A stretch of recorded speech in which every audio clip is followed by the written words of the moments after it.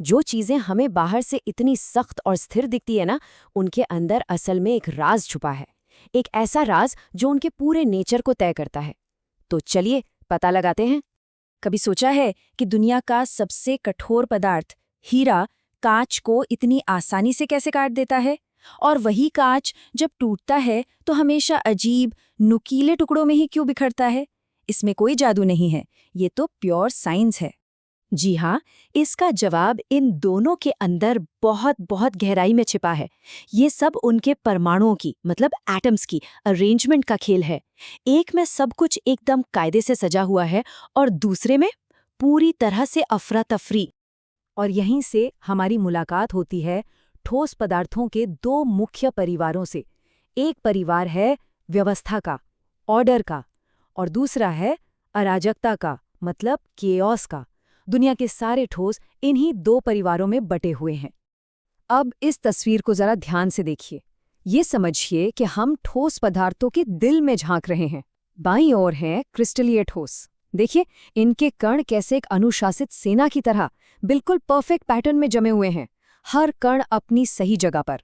और दाईं ओर है अक्रिस्टलीय ठोस। ये एक बेतरतीब अस्त-व्यस्त भीड़ की तरह है। कोई नियम नहीं, कोई पैटर्न नहीं, बस पूरी तरह से गड़बड़ झाला। तो आइए अब इन दोनों परिवारों के बीच के वो खास अंतर समझते हैं जो किसी भी परीक्षा में तो काम आएंगे ही, साथ ही हमारे आसपास की दुनिया को देखने का नजरिया भी बदल देंगे। देखिए, व्यवस्था वाला पॉइंट तो हम समझ ही चुके हैं। अब बात करते हैं गलनांक यानी मेल्टिंग पॉइंट की। क्रिस्टलीय ठोसों का गलनांक बिल्कुल शार्प और डेफिनेट होता है। जैसे बर्फ ठीक 0 डिग्री सेल्सियस पर पानी बन जाती है। लेकिन अक्रिस्टलीय ठोस जैसे प्लास्टिक पहले नरम होते हैं, फिर धीरे धीरे एक रेंज में पिघलते हैं। और विभाजन, मतलब जब इन्हें काटा या तोड़ा जाए, क्रिस्टलीय को काटने पर एक चिकनी साफ सतह मिलती है, जबकि अक्रिस्टलीय को तोड़ने पर खुरदुरी ऊबड़ खाबड़ सतह मिलती है, बिल्कुल कांच की तरह। इस व्यवस्थित परिवार के कुछ जाने माने सदस्य हैं नमक, बर्फ, तांबे जैसी धातुएं, और हाँ, हमारा हीरो हीरा भी।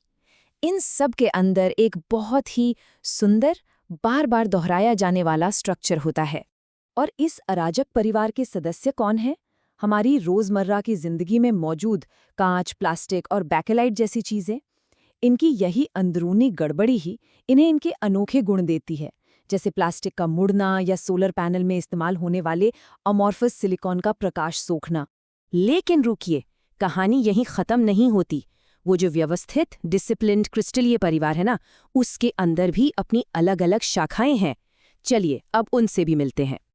तो ये है क्रिस्टली परिवार का फैमिली ट्री।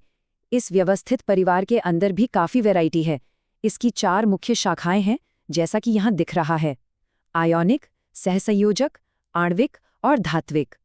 ये सिर्फ नाम नहीं है, ये इनके अंदर के बंधन और गुणों की पूरी कहानी बताते हैं। चलिए अगली स्लाइड में इन्हें और करीब से जानते हैं।